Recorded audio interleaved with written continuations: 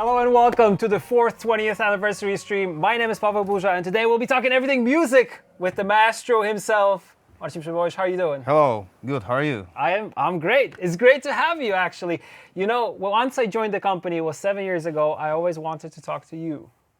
And I don't think I ever got to talk to you in like an interview format. Oh yeah, we never did that, but it's not like we never actually spoke, right? No, of course we spoke, yeah.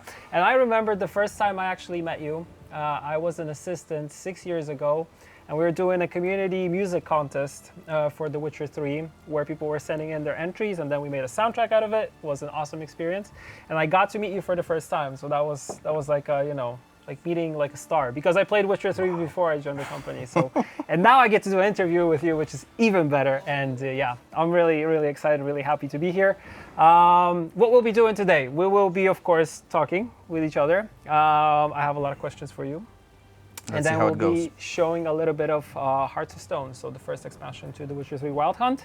And we'll be doing their part of the Borsodi quest. So if you haven't played it, there will be spoilers. But if you have played it, you probably know it. But you're probably here for the content, so getting to know Marcin a little bit better.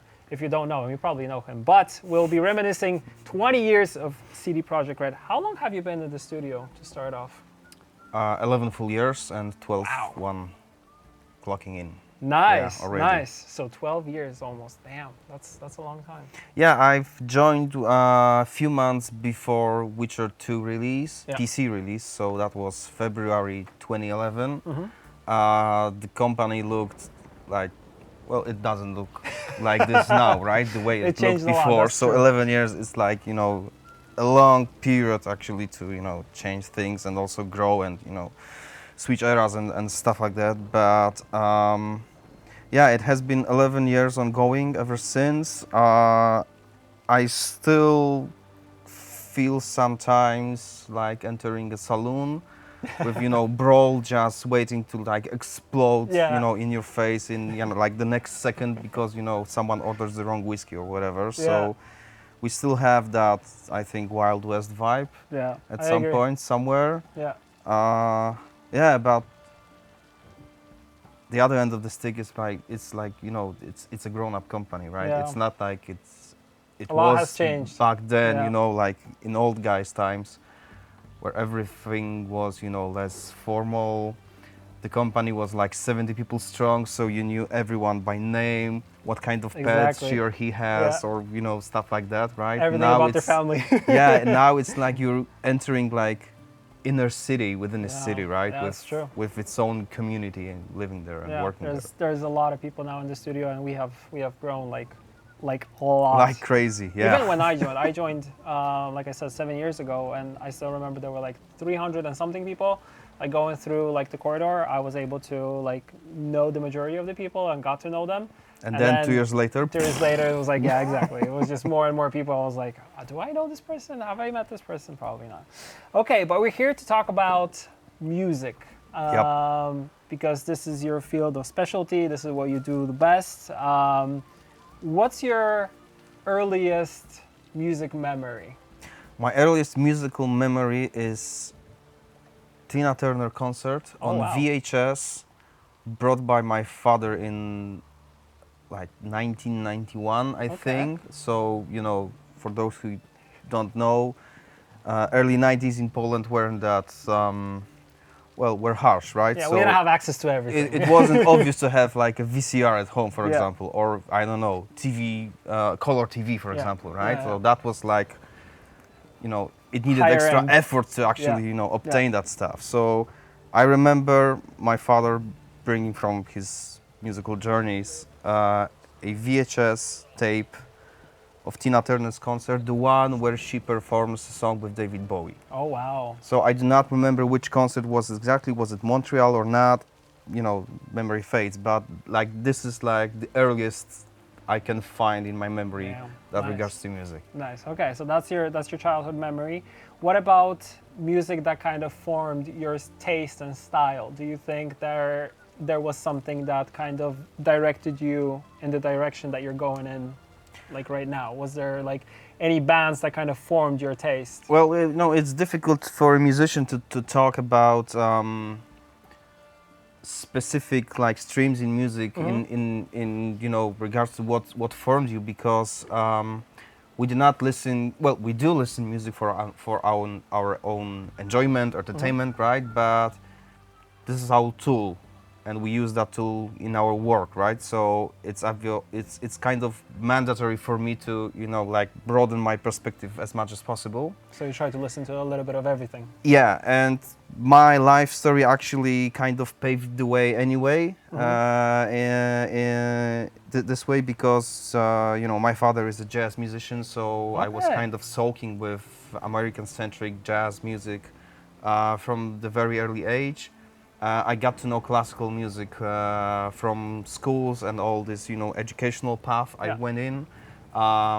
When I was teenager, and we're obviously playing in the band, not one, but you know, maybe That's two awesome. or three at you know, simultaneously at some Did you point. play punk rock or hard No, rock? we played funk, right? Funk? So Oh, you know, I wow. discovered funk, soul, R&B. So basically, that's another leg, right, to put yourselves on. And somewhere along during my own research, you know, of what kind of music do I like, enjoy, would like to grow inside with, etc. I found film music, and or as you can tell now, illustrative music in general, right? So all of those things kind of came together towards game music. So it seems that for a person who, it's actually good to be a person who, you know, draws from different baskets, because that's what basically we are doing here, right? Yeah. Okay. So why did you decide to go towards video game music? There was no other way actually for me, and I think I just had to grow up enough in order to realize that, right? So I very early, around being 18 or 19, so early enough to make a change professionally with your music life, that I'm not gonna be the best like performing musician out there, right? Because there are already better ones among my inner circle and broader circle, and you know, the world in general. And I found myself feeling much better at the backseat of this whole music machinery. So that means, you know, preparing stuff for my band, for example. So, you know, when you form a band, you are either you know, one-man orchestra, or you need to have friends to play with, right? And once you get them, there is this question: okay, so what are we gonna play, right? So assuming it's not like a form of free jazz, when basically someone says, okay, that's our theme for improvisation, and then, you know, our music comes out of it. You need to basically, you know, have some arrangements, have something put together in your mind first, and then on sheet music. So basically I was that kind of a guy, taking care of, you know, stuff to play. So it actually kept people organized to actually do proper work. Again, hard right? work, right? Like, yeah, I wasn't realizing that then, but yeah, it was some sort of management as well, right? Creative management. So, and again, quality that is needed when you make such a big games like we do, right? Where was I? I lost track. You were talking about how you were the person working behind the scenes and preparing everything. So basically, you know, the next step of evolution is that, okay, I'm gonna make my own music instead of changing or adapting or adjusting someone else's music, right? So when I discovered that I'm pretty good at it, I went that road, and I think I was like 21 or 22 when I realized that I've been always playing video games, right? So like like the earliest gaming memory is with my father, who brought me to a music store because he was about to test new drums. Oh, okay. Obviously, the store was run by his friend, right? So they immediately like this fast, right? Forget about me. But since I'm like 5 or 6, and you know, basically you get to explore on your own. I get bored, so I get noisy, right? Like a 5 or 6-year-old kid, right? So they place me like you have this like, you know, social area for clerks, right? They place me in front of the computer to just, you know, make him you go stop play whining games and let so we him can play talk. games so we can like check the instruments, right? And it happens to be like, you know, old 486 machine with first Doom installed on it, right? Nice. And they left me there with, you know, just all alone with that fucking Doom game, like for like, I don't know, 2-3 hours. So that was my like exposition to video games, right? Okay. Very vivid one. On Very the deep vivid end, one. 5-year-old So playing Doom. when I realized I have been playing video games Yeah. ever since, right? And actually, 2 years later, I got kicked out of college because of video games. Well, making video games at bigger degree rather than playing, but Yeah. still, right? Yeah, So that was yeah. always a big part of my life. I finally figured out that, you know, it's about time to actually connect those two dots and, Bring it you know, together. make a line and, Yeah. bring it together. Yeah, so make the passion that you have and combine it with the talent that you were pretty much getting since you were a child. That's Yep. incredible. Okay, circling now into The Witcher 3 as a whole.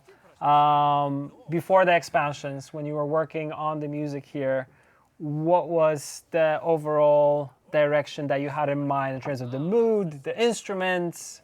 What was the general idea that you pitched in the beginning? Like, this is how I want the music to look Well, like. with the base Witcher Wild Hunt, it was all about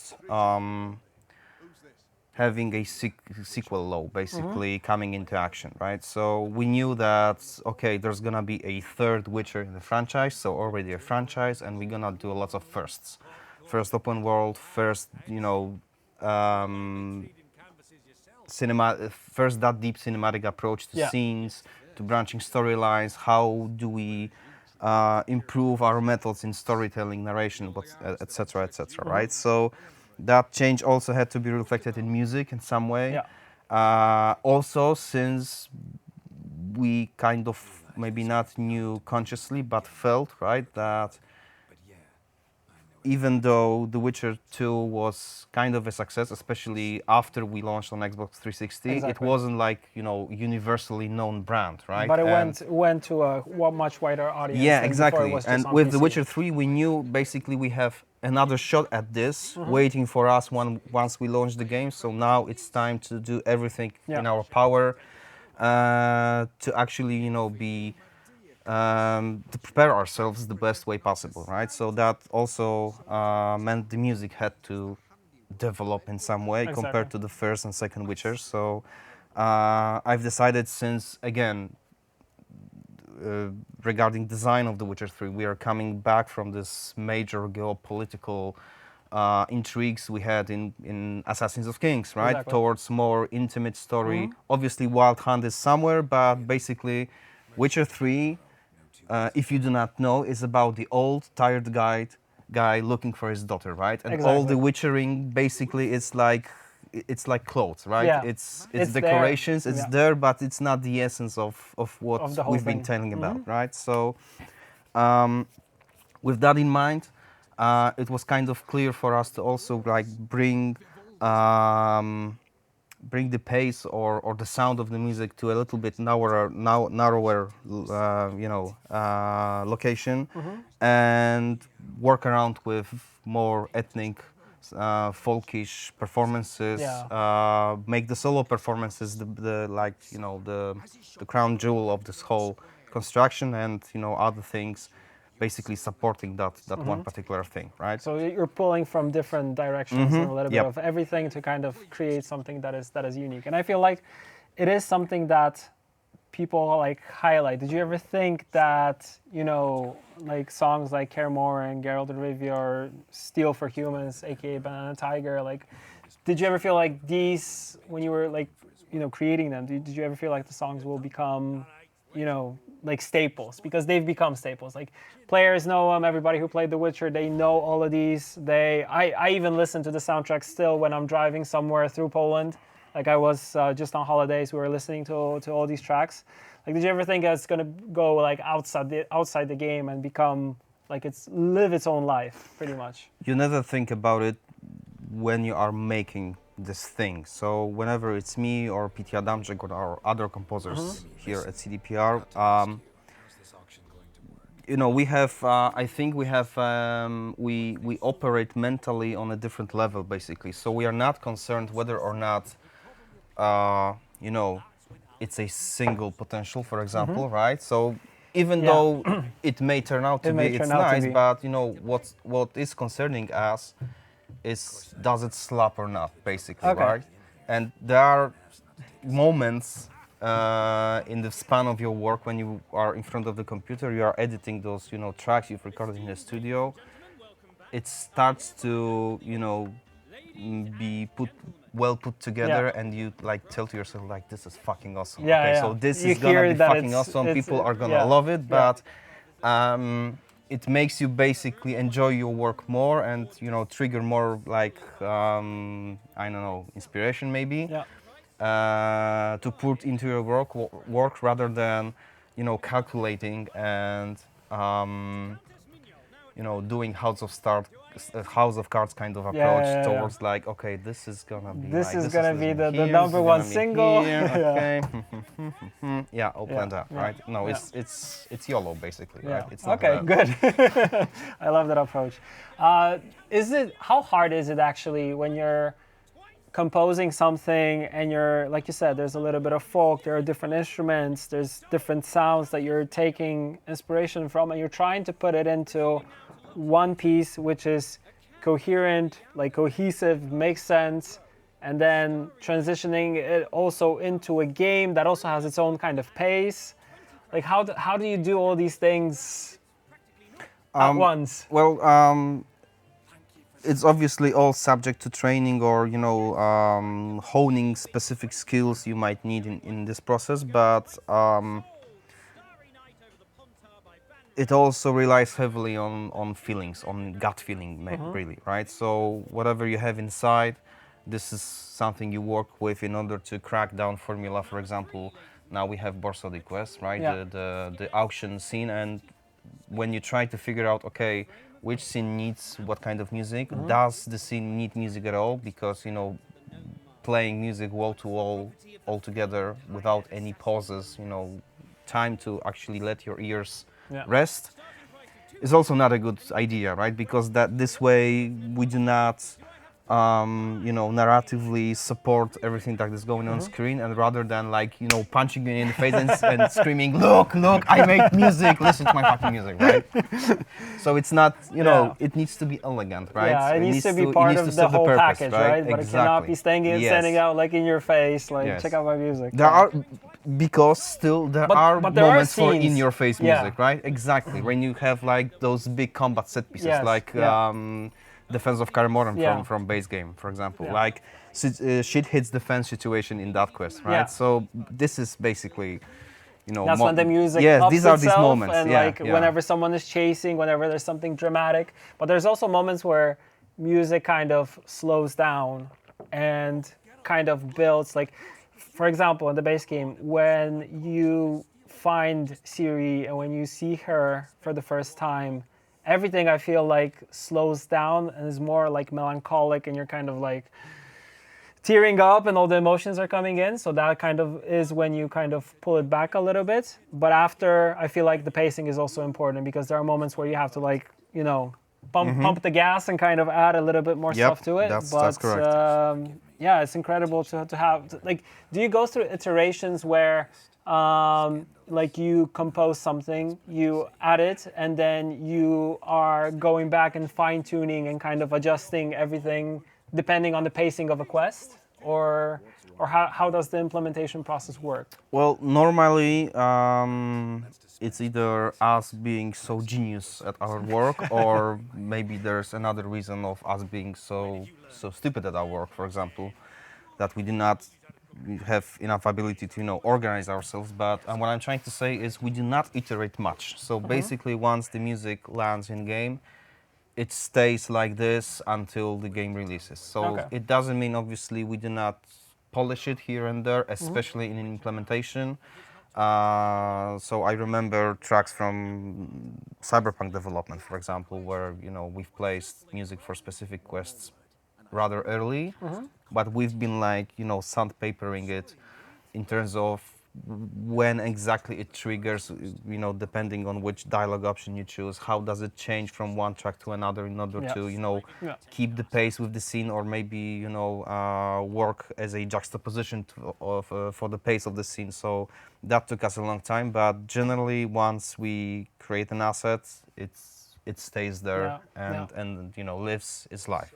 However, there are exceptions, and that's why I've chose Borsodi's Quest for today, because that was one of those moments I remember from developing games here, where we actually put so much focus in how we gonna deliver specific storyline, specific quest, where iteration process is kind of written down into your plan, because you're gonna go back and forth, and counting on this force feedback between me.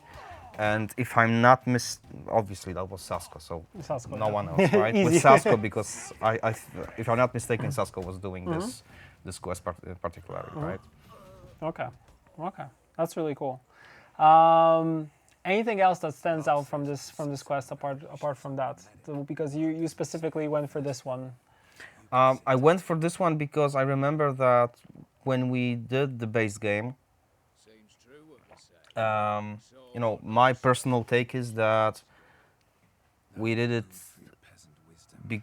it so well because we didn't know how to do it, basically. So I realized, years after release, about I made myself aware about some specific things that could help me so much more if I knew them 8 years earlier, for example, right?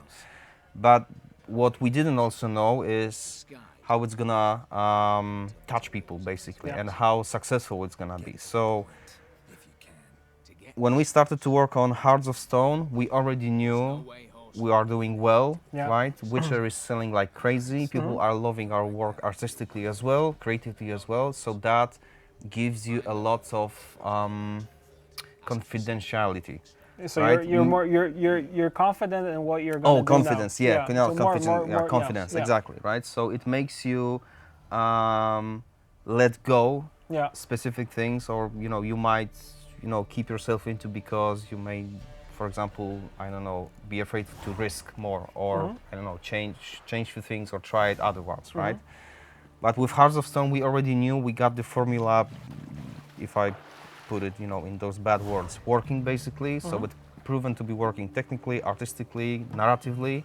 So now we started to feel comfortable about it and trying out playing around. So when I got the memo that we are gonna rob a bank, basically, right, in Hearts of Stone, I love heist movies, so that was for me like so already like Ocean's 11 and stuff like that. That was for me a little bucket list moment, because I always wanted to do at least a heist scene. Oh, right? okay. And now I'm presented with the whole quest that takes what, an hour and a half. It's long. It's a pretty long quest, a pretty hefty right? quest. Yeah. Pretty hefty quest, and obviously you have to put together a crew. So tick. You have to execute the heist, but shit hits the fan. Tick. Boom. Right? Now you have to find yourselves out of this mess. Tick.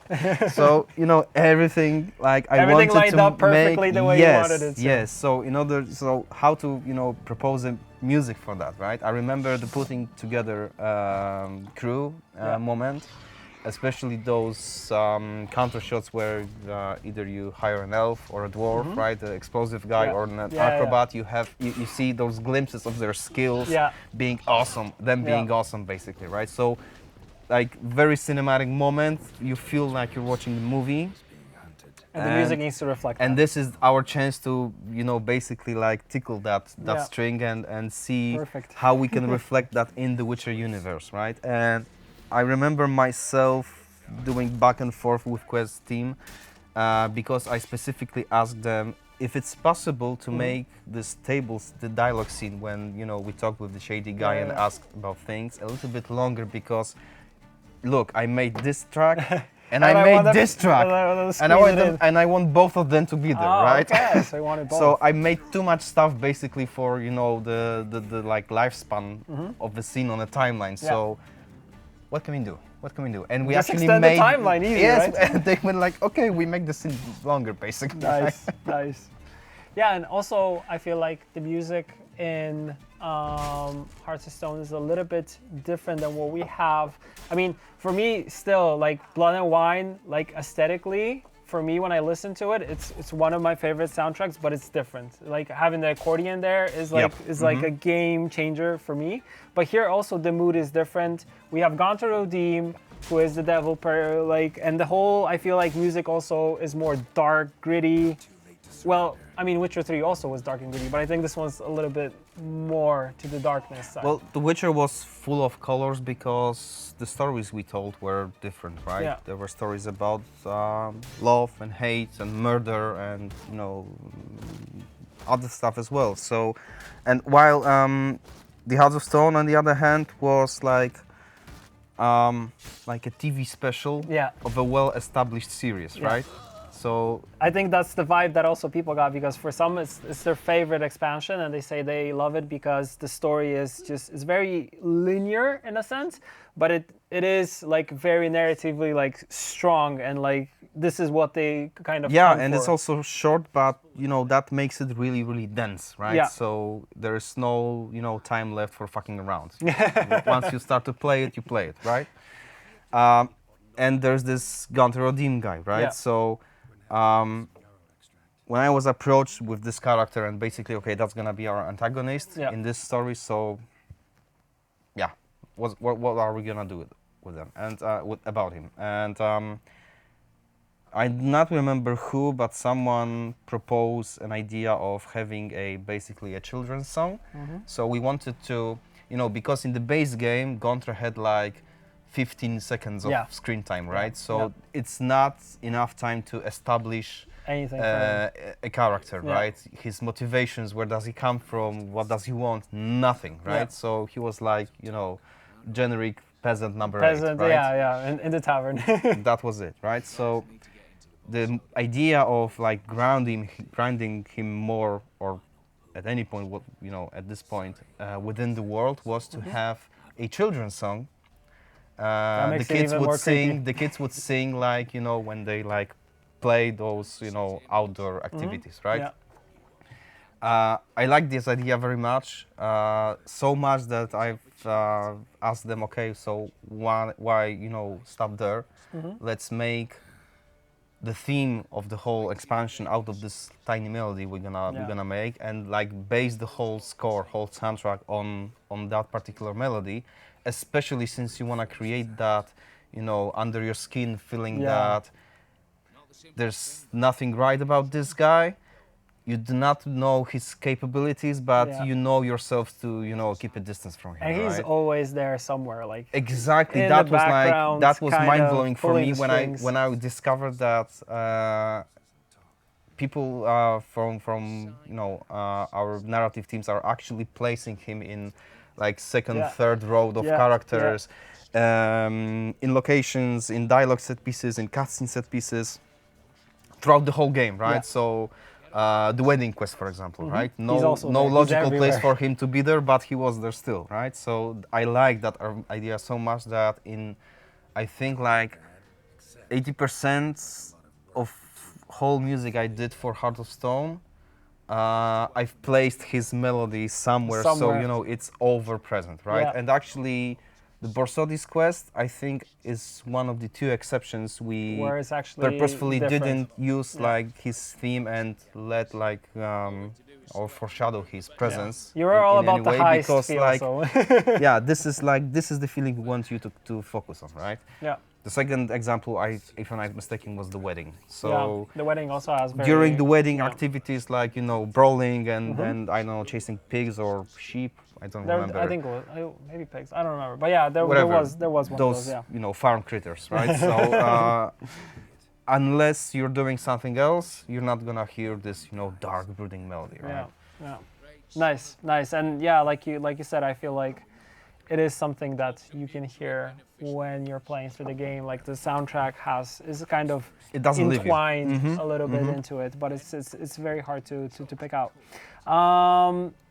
Any moments from the 20 years of the studio, but probably more for the 12 years that you've been part of the studio, is there anything that stands out for you like the most? I was thinking about this question and I honestly cannot pick one because, for me 12 years is a long time. Any like milestones or anything that kind of comes to mind? I would think about milestones or those, moments you remember. They may be, the tiny moments, but they make you somehow change or, make you store that memory. So for me, the launch of The Witcher 3 was one of those moments. So you know, that was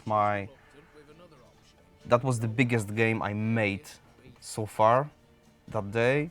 That was the most important game, the most expensive one.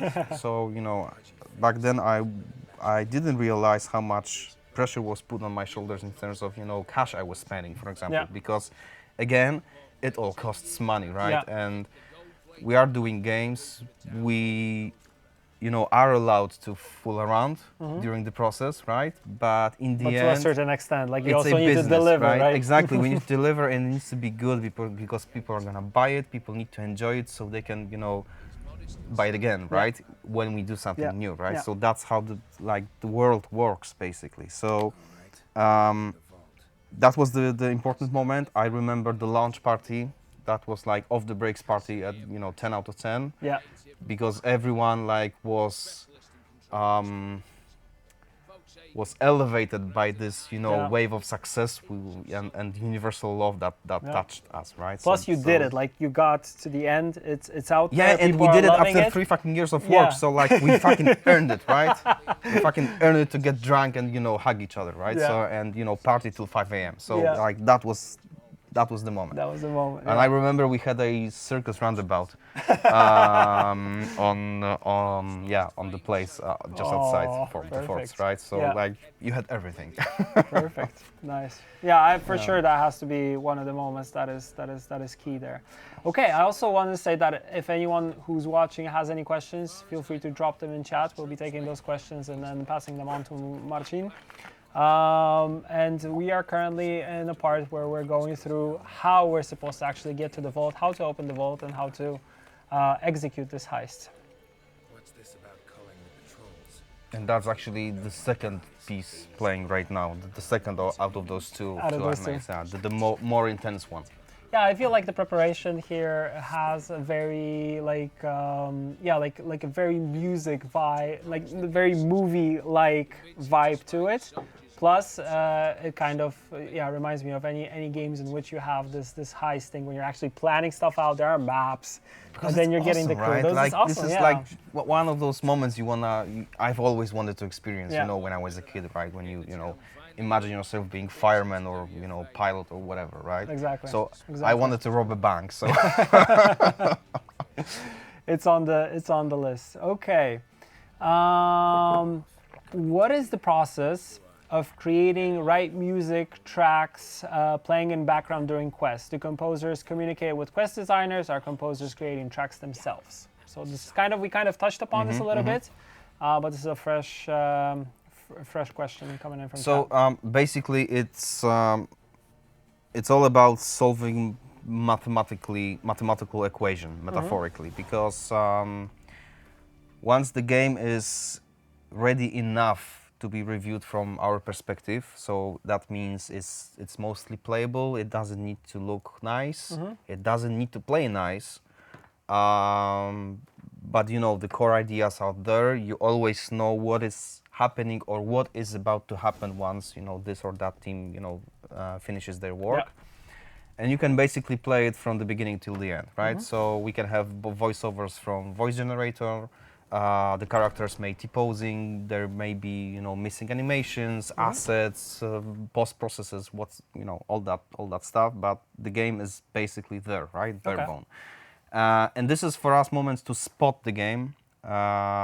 Spotting is a process in film industry and game industry where you basically analyze the material you are gonna work on and decide those things we already talked about, right? So where do we need to put music? What kind of music it should be? What kind of emotions it should take? And what should it do narratively? When should it start exactly? When should it end exactly? And what should happen next? Makes sense. So basically we create like this monster spreadsheet when we like quest by quest, you know, location by location, side quest by side quest, like describe the whole game. And basically that creates us with like plan for next 2-3 years, whatever, you know, depending on how big the game is, where we split those tasks among us composers and basically, you know, continue with like doing that for 3 years, right? Perfect. Another question coming in by Kaiho. Are there any particular instruments you wanted to avoid, or on the other hand, weren't too specifically, you didn't want to specifically include, and why? Well, with The Witcher 3, because I'm assuming that this is the background of the question, it wasn't only about, going bigger and being smart about it, but also about finding our own voice or recipe for how our music will sound. So I am a big fan of a saying that everything has been already done in music in terms of new things, and we live in an era of remixes, basically. So when I'm with the task of making a dark fantasy RPG game, right, I need to tick specific boxes that will make whatever we do approachable and appreciable for the broad audience, right? So kind of fit into the genre in this case? Fit in not only into genre, but how this genre is perceived, and how people are perceiving this thing. So I'm sure you remember the thing we had with, sorry for doing a sidetrack, with Cyberpunk and lack of synthwave in it, for example, right? So people were like expecting a specific Still thing. get comments about that, and we took like, haha, not that, right?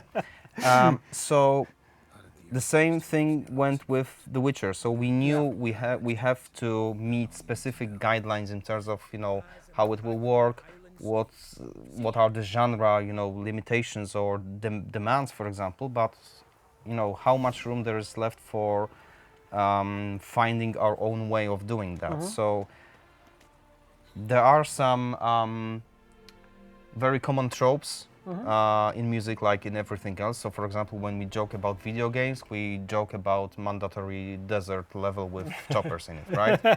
So if you have this mandatory desert level with choppers in it, it's mandatory you're gonna have duduk in the score.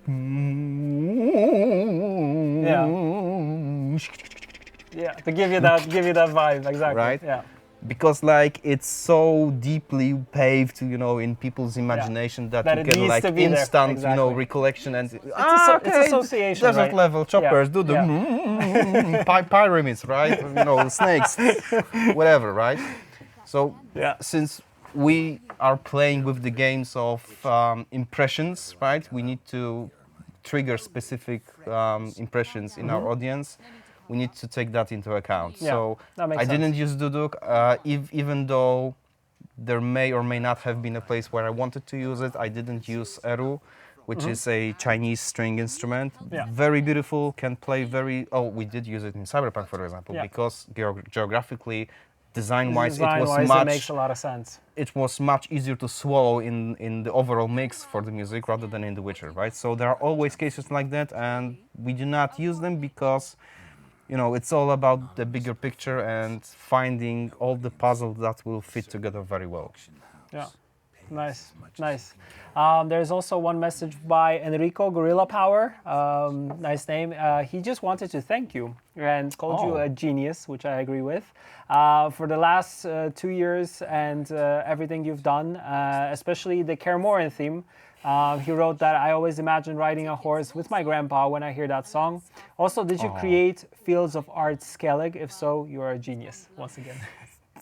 Fields of Art Skellig is also mine. However, to be perfectly frank, I need to also add that Fields of Art Skellig is based on a very old Scottish folk song. So, that was our way of, finding some not that obvious connections to the actual world, history, and what has been played, performed, and listened to back in the days.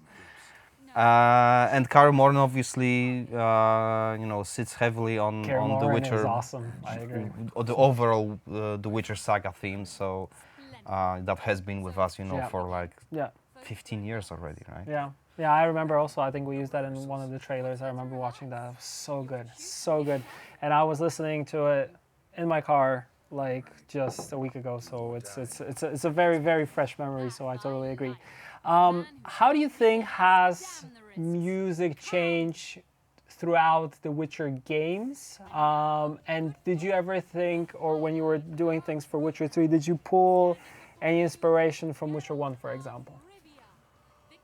Well, we did take Witcher 1 and Witcher 2 into consideration, of course, when working on Witcher 3, because in terms of, again, narrative devices, storylines told, characters used, you still need to remember you are continuing the story that has been told before as well, and some themes or musical solutions or other things need to be like carried away, to another project, right? Yeah. But once the base game was completed and those storylines were completed, and we introduced, new characters with Hearts of Stone, then Blood and Wine, then Gwent and Thronebreaker campaign, for example, right? So it meant for us that we are basically expanding this Witcher bubble, right? Outside Karmoren, outside Vizima, outside Novigrad and No Man's Land, and basically make it the awesome musical world bigger. Yeah. So that because was the music differs in different places, and you can actually hear it yourself. Yeah, and we were on just top talking of about that, Skellige, that's and also different, right? That's true, but it's still kind of, it was kind of the part of like the base recipe, right? We had with the base Wild Hunt. And on top of that, we also became, more, again, comfortable with what we have been doing, because after working for 3.5 years on The Witcher 3, me and my team were basically, met with the challenge of doing exactly the same thing once again, but different enough so it's, stays on its own legs, right? Talking about expansions, Gwent, Thronebreaker, and all the stuff we did around the Wild Hunt in order to expand the brand, right? So, again, business meets art, creative, and what people would like to hear. So you have to find the right balance in it. And for us, finding this balance was actually making ourselves comfortable with it. So I remember making the main menu track for Thronebreaker campaign, right? Was a good piece and of I music. remember, and there are things I would never use and never make in the base game, base Wild Hunt. But you could there. Like synthesizers, like those fucking big war horns, like those Jericho horns. You blow them and, the walls fall, right? Like totally over-the-top vocals. Like we did harsh vocals that were considered in the genre of fantasy games, right? Like something no one else did before, right? So, including spoken vocals in combat sequence where, awesome. people need to, but it's against every single handbook, every single rule you are taught in the scoring business, because, it all serves the spoken words, right? Because this is the form of communication between humans. So, whenever a spoken word is told, you do not score the dialogues in, for example, with songs, right? And during our combat sequences, people talk, right? Either to themselves or exchange lines, right? Makes sense, So having like da da da da da da da and all those lines in Bulgarian, Croatian, I don't remember right now which language, but basically sung, should drive people's attention off. But instead, it worked very well. And with Thronebreaker, we went even further with even harshest vocals, even more powerful ones. And I remember doing, we have this Polish expression, wrotki odpięte, right? Like no breaks whatsoever. Like you just go there and you do not think of anything, right? No consequences. Full YOLO. Full YOLO, right? And I did that track. It was like, I don't know, hard rock meets industrial meets folk. I do not know even how to describe it. Just because we could, right? Because the essence of the world was so well established, and we were telling also very well established side stories, right? That musically also it could stand on its own feet, survive without any connection to the base, because of the idea it's been built around, right? Yeah, that makes a lot of sense. Now circling back to you playing video games? Because you already mentioned that you're a gamer. You started very early with Doom, which we already established. When you're playing video games, do you stop to appreciate the soundtrack? Is this something that has kind of become like, like you cannot not hear it? Like it is something that you put like a lot of focus on because you work on it. And are there any things in terms of like taking notes or thinking about maybe I could do something similar? Like you said already, it is already an established genre by itself. So there are things that you're pulling from or things that you have to kind of check boxes, like you said. But do you get inspiration from other titles when you're playing yourself? Yes, and I do not limit myself to games, but I like to call it visual media in general, because for me it doesn't really matter whether I'm playing video game. That's my phone. It doesn't matter whether I'm playing video game, watch a movie, or I don't know, go for a theater play, for example, right? So it can all inspire you. But going back to the question, because of the professional nature of me dealing with music, I had to build separate mechanism for me in order to perceive the music as not someone with this burden of knowledge, right? Yeah. So whenever I go to see a movie or play a game, my first run is like the fun run. So I'm a consumer of pop you just culture. do it for fun I'm a to get consumer the whole of thing. entertainment. Yeah. I want to soak myself with it, Yeah. right?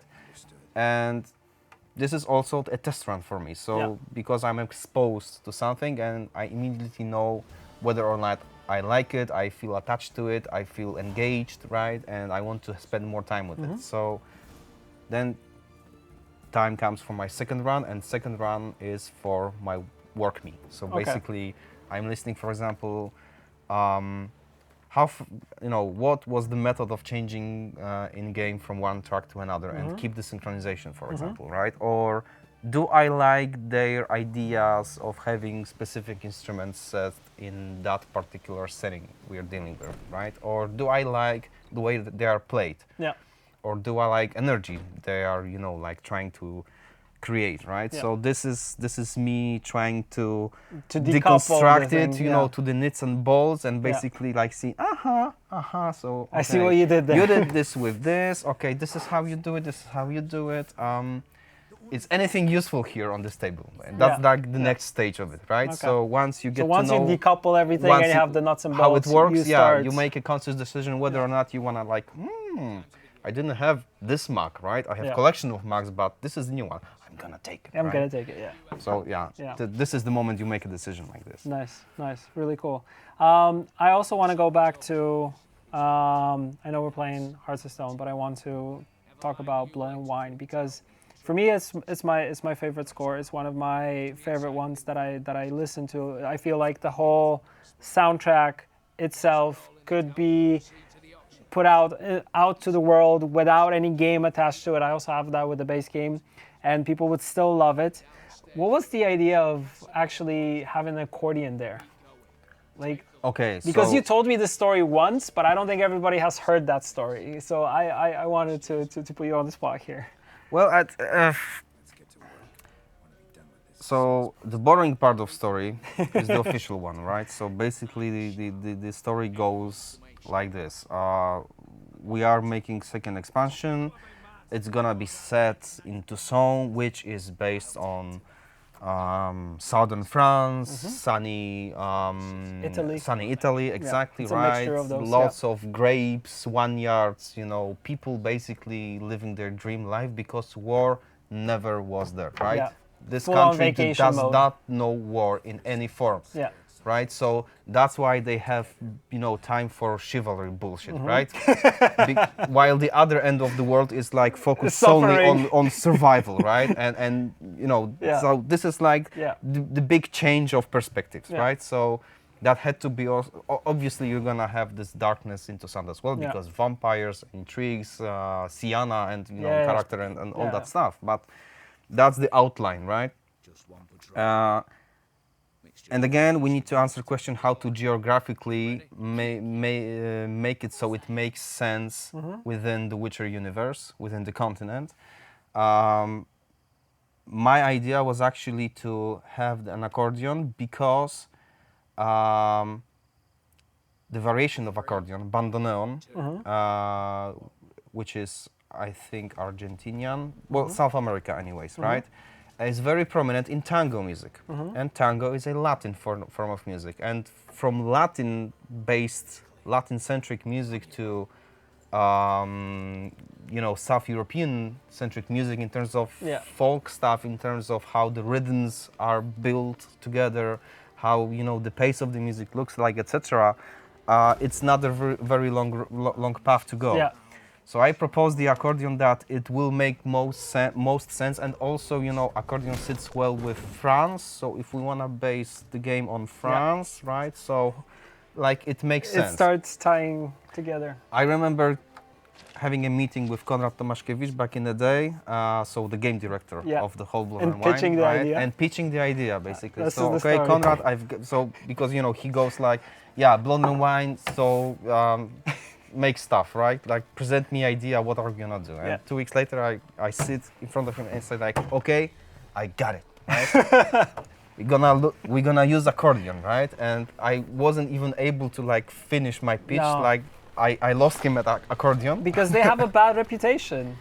They have a bad reputation that it's just something that, you know, people are playing to like get money out of you. Like Yeah, I don't know how things look outside of Poland, but in our part of the world, basically accordion is like perceived, commonly perceived with like two things.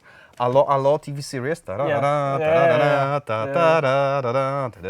right? So sitcom about World War, very hilarious and very goofy, right? Yes. So, okay, that doesn't like work with The Witcher, right? Witcher is all about seriousness and epicness and, you know, like heartfelt stories and so. Not that. Nope. Second thing, Hong Kong, baguette, Paris, right? So stereotypical take on France, Paris, stupid tourists there, and basically every time you wanna do it like cheaply, you make you know go with the you accordion, take old Citroen and accordion and you have France, right? And baguette in the middle of it, right? And the third impression is what you said, right? In Poland, people with accordion usually beg you for money in trams, on the squares. And the music they play on it, yeah, they do not know how to play Not that the music. best. It's like, you know, someone grabs the accordion like me right now, does Just like try bullshit on something. it, and, you know, plays the cup like money here, right? Yeah. So this is how people So you lost perceive him there. accordion. So I lost him at accordion because, you know, I can easily imagine in his head what like nope, you're retarded, man. You know, all the bad go scenarios take some are day there. off because you clearly need you them, lost right? your mind.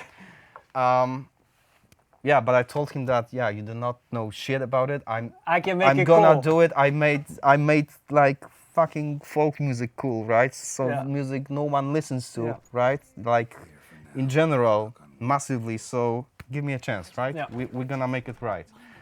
And I found a guy, Rafał Grząka, accordion virtuoso, who plays on bandoneon and several types of accordion, including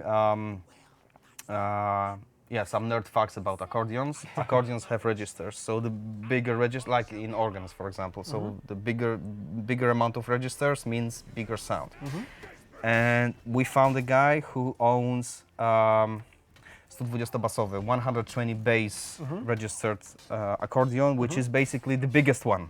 Biggest So when you possible- like start to play on it and squeeze it, it makes a big, not necessarily lower, but bigger sound, Bigger like sound. denser, right? Yeah. We mic'd it very well. I told Rafał exactly the same thing I've been telling Percival during our earlier recording sessions. So basically, I do not care about the instrument you play.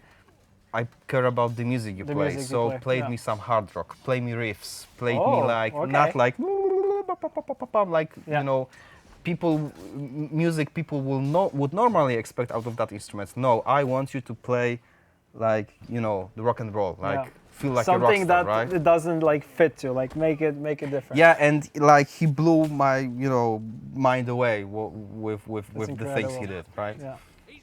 Yeah. That's amazing, and I feel like it tells when listening to it. It is just, it's freaking amazing, and it actually made me enjoy listening to the accordion because I had all those like bad associations with it in my head, and I was like, this cannot work. But when I listen to the soundtrack and I hear it there, it's just like it makes so much sense. I kind of feels like I feel like it totally fits the theme there too. It fits the theme, but it's also for me very personal because accordion sits right besides viola in the hermetic musical jokes musicians told about themselves. So even in my own inner musical circle, accordion is perceived as a lame instrument, right? So I thought it was like things like the harmonica or something. No, accordion, like specifically accordion, like this is like equals lame, right? So lameness. So that was also kind of personal, to find a way to like make a point, right? Yeah, incredible. I'm gonna check quickly if we have anything in chat. I think we're already after the fight, so we're already there. I don't see. Okay. You can, just not This was something that I wanted to ask you also. What was the best live experience / largest orchestra you have heard your music having been played on so far? Did you get goosebumps? Like seeing your music performed live by a big ass orchestra. Like big ass orchestra, the biggest one out there. Yeah. So that's easily FMF 2016. That's Festival Muzyki Filmowej. Yeah, Film Music Festival in Film Kraków. Music Festival, yeah. Symbolic date because we had that concert a night before Blood and Wine launched. Yes. So I like that was remember, I was with also the company. symbolic and special for us as well, for the company. But that was easily the biggest one because the venue could hold up to 12,000 people, and we sold the place completely. So I've never seen crowds such big like this one, sitting for like 90 minutes straight without an intermission in between, just to listen to the Witcher music, to our music, right? So the venue was gigantic. The people on stage, I think we had over 150 people on stage altogether. So full symphonic orchestra, choir, mixed choir, and obviously our soloists, right? So Percival Band, Robert Jaworski, Amir Agmaj, another as well. So that was the biggest one. I do not remember the goosebumps though, because that was also my first one. So I was so fucking nervous, scared during the whole like rehearsals, days before the gig. Dress rehearsal on the gig day and the gig itself, right? Yeah. So I was so stressed, so like white on my face, almost like transparent, that people, around me actually felt that I need medical attention and they should call for an ambulance because I was so, I was afraid, we may blow it. And again, talking about no pressure, right? Yeah. So the company There's does a lot it, of pressure there. The company does it for the first time, so Yeah. I have to understand their way of thinking as well, right? So it's not only about going outside of our medium, what we as CDPR always wanted to do, right? So reach the biggest amount of people because what we do is go a after little bit all more an mainstream art form, instead right? of games exactly, only. not only limit ourselves to games. So doing concerts was like the perfect example of it. But again, these people have a business to run, right? Yeah. So it needs to make sense to at least some point for them. And for me, it means that when we blow it, organizing next thing like this may be a bit harder for me, right? If not super hard, right? Yeah. So I was so scared that, I remember we were supposed to have pyrotechnics. So Add pyrotechnics to the whole so thing, basically, so elevate it a little bit and more. I think I never told that publicly. So actually, the story goes that both CDPR and organizers of the festival are behind of this concert in terms of logistics, organization, all that stuff. people are rehearsing, and we are in the Tauron Arena on the gig day, dress rehearsal. And obviously we have, all this big screen with the game footage synchronized to the music, played live. We have obviously light design as well, so in specific moments, you can have a red stage or a blue stage, Depending yellow on the stage, mood, and spotlights do stuff like this, whoa, right? Yeah. Hollywood. And one of those things were supposed to be also how do you call that thing that spits fire? Flamethrower. Oh yeah, flamethrowers, exactly. Yeah, stupid. I mean, sometimes you lose words. It's normal. So basically, they had those the dishette and those outer parts where the actual flame comes valves out. From The where valves. it comes from. I'm Yeah. missing words Yeah. today. On the stage and during the Wild Hunt theme, for example, or some of the combat sequence, the fire was supposed to be like engaged on the accents of music, right? Yeah. So like, and all goes to shit, right? Yeah. And they actually wouldn't let us do it because the No fire allowed. No, the fire team The firemen came and they're like, made nope. evaluation, Yeah. and they said like, how many people's gonna be there? Okay, so how tall this fire is gonna be? Like this tall. Yeah, that's not gonna fly. No. You And- can only and- get like this tiny No, little why fire. not? Why not? Why it's not gonna fly? Well, because you're about to drop a like million tons of confetti from the ceiling, right? Because we had like falling confetti on, in the middle of the concert. So Confetti, they fire, explained us that we need to assume that those tiny pieces of paper are gonna be floating around, and once you open fire to them, it may end up in casualties, right? So we didn't have fire, but other than that, it was health awesome. and safety always important. Always important. One more question here. I saw that you used the Wise middleware to implement Correct. audio in the game. Did this have an influence on the workflow and the composing? It obviously has a lot of influence. I like to say that, well, it's not like it's my own philosophy, it's how it is, right? So the tools you use are kind of broadening or limiting or are specifying the kind of art you're gonna make. So we treat Wise as a tool itself as well, and Wise as an environment allows us to do different creative things with implementation. But in order to implement it, you need to have something created first. And when you create it, it's good to have the implementation method, at the back of your head. So again, the puzzle theory, it like fits itself, right? So you do Comes not need together to nicely. figure out, okay, what to do with this block of music and how do I tackle it, or do something with it so it works within the system in Wise. Instead, we like to even preliminary plan out first, figure out what are we gonna do with music, then make the music in a specific way. So the method does influence how do you create music, only to have it much easier to actually when we connect all those cables together in Wise. Perfect. Big question here by Hulking Tai. Who are your all-time favorite composers? How much pages I should write? So because we're talking about classical ones, film ones, game ones, from jazz or pop or which decade? Oh man, I think we need to follow up on this one because I feel like the question is like super broad, right?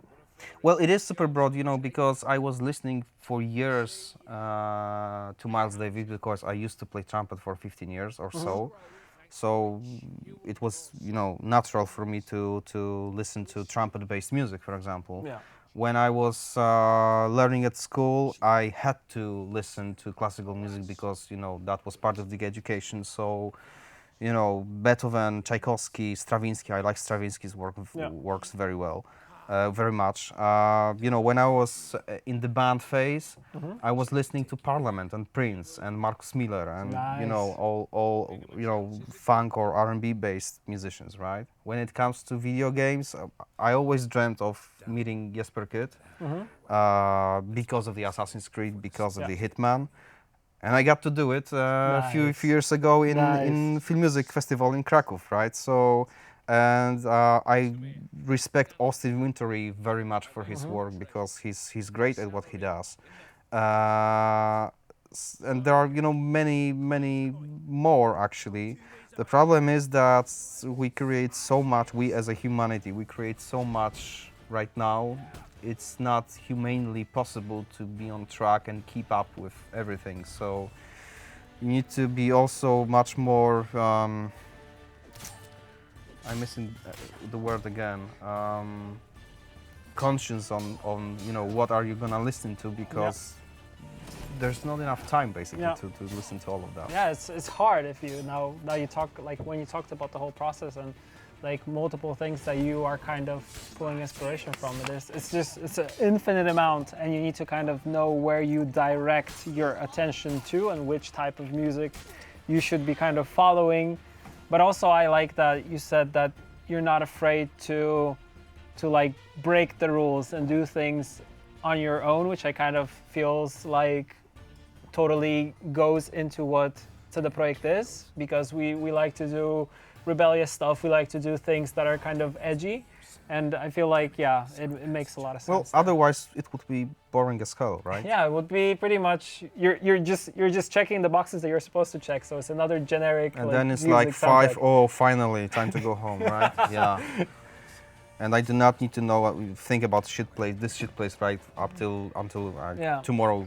Yeah, but I morning, think right? the So passion it's not itself like this. speaks for it, right? And I feel like you can see it throughout the company from different departments, from different people that you get to interact with, work on, and on the game itself, and you kind of see that this passion kind of follows through.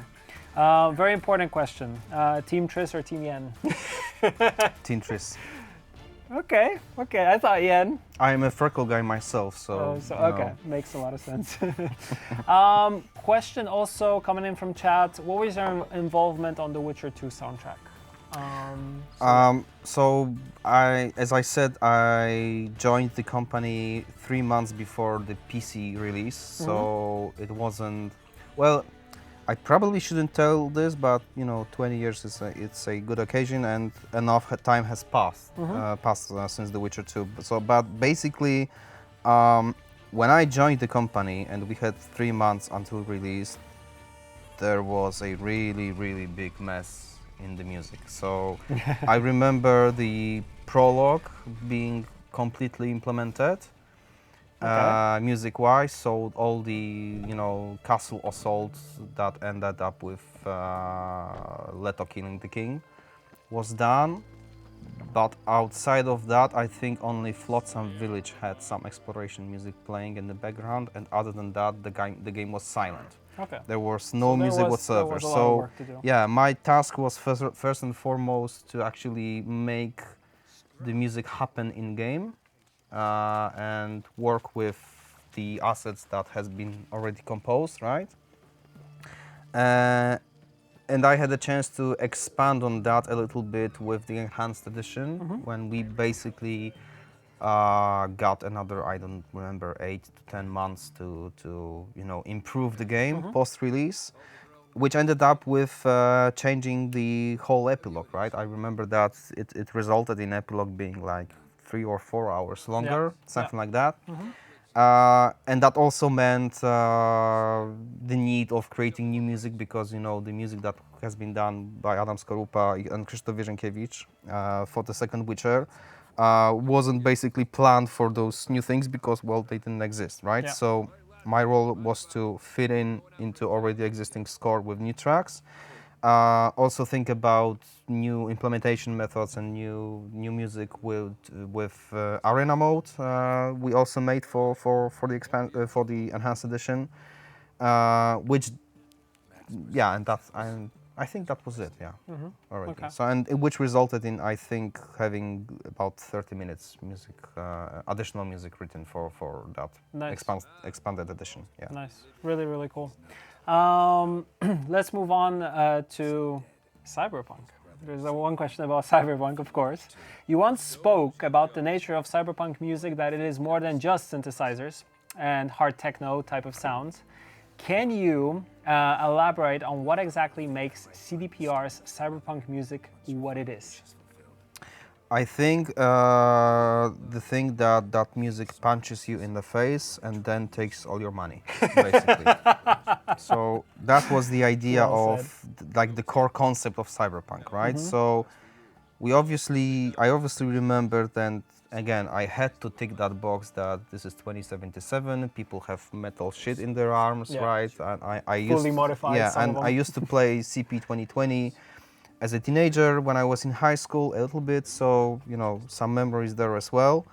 So I was, I wasn't like all that. I didn't feel all that alienated in that world.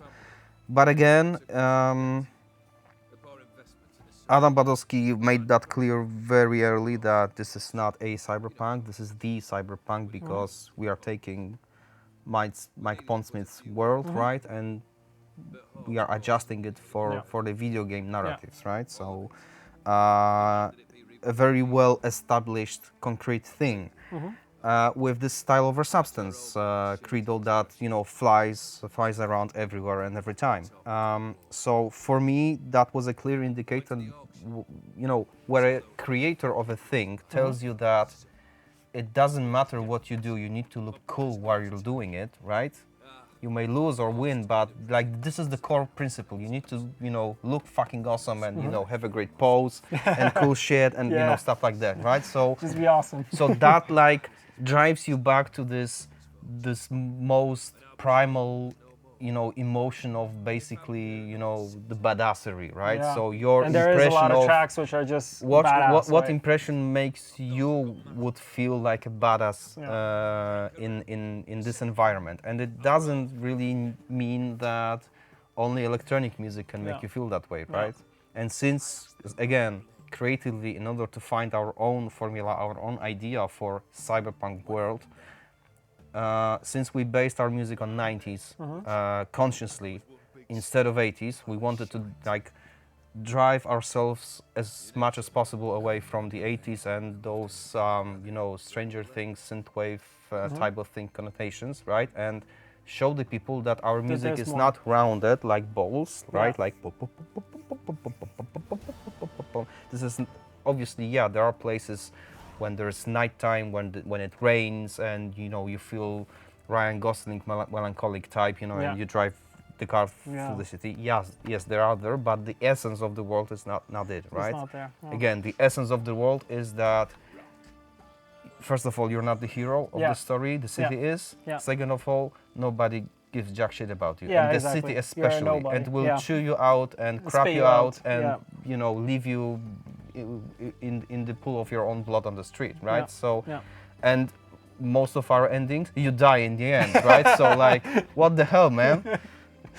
This is the game I'm gonna play. I invest my hours in, right? So straight from the beginning, this game tells you what kind of vibe and emotions you are expecting. So that means when you think of music in terms of shapes, that means for me, our music is very pointy in Cyberpunk, right? And this pointiness you can get from overdriving synthesizers, you overdrive overdrive guitars, you overdrive drums, you can basically overdrive everything. So we did that, right?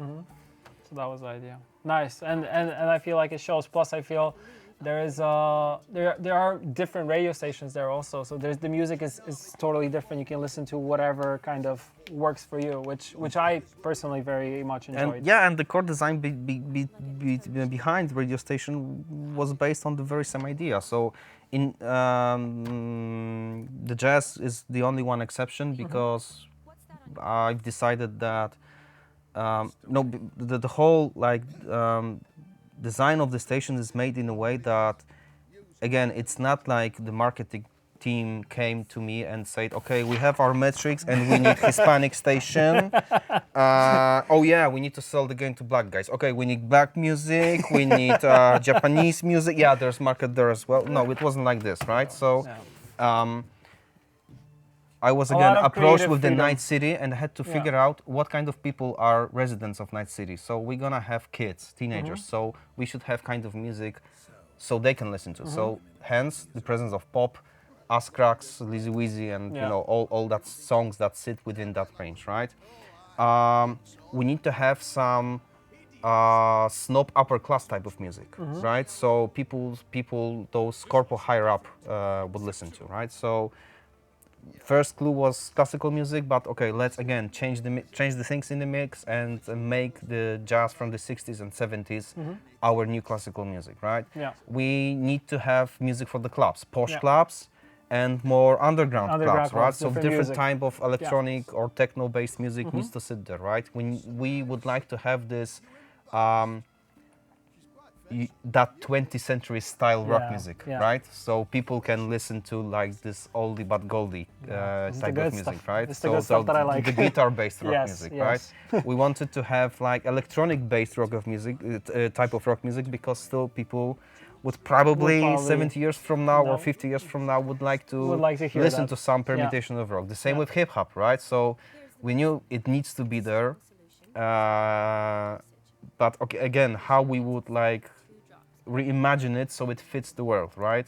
And every single style of the music we used instead of jazz is also kind of pointy. It's not like you're listening to pop station and you're gonna find like, you know, power ballads singing about, you know, lost love and, you know, two lovers being apart from each other. No, for those of you who are interested, find transcription of Pon Pon Shit, for example, right? What this song is about, right? So it's not this. It's all pointy. It's all, you know, like overstimulated HD kind of thing. And it fits the mood and the city. So that was the idea. Exactly. Yeah. Okay. Last question, because we're done with the quest and we're running over an hour. What about working with different like composers? Like we have P.T. Adamczyk, we have Mikołaj Stroiński we're also working with, and much more. How is it in terms of, do you guys get along? Do you have different visions and then you collide those visions with each other? Or do you like have one big knowledge pool? Because all of your styles are different, right? But you're working on similar things. So where do you meet or where do you clash? What's the story here? I think the biggest challenge actually is to it sounds easy, but it was much harder to actually achieve and, you know, have it work the way you would like it to realize your strengths and weaknesses, your own, also your teammates as well, and find out what kind of stuff you are really good at, and you know, based on that, try to split our work in a way that we can add the biggest value possible to the project with our involvement. That's one thing, but also, again, narratively, it still kind of works because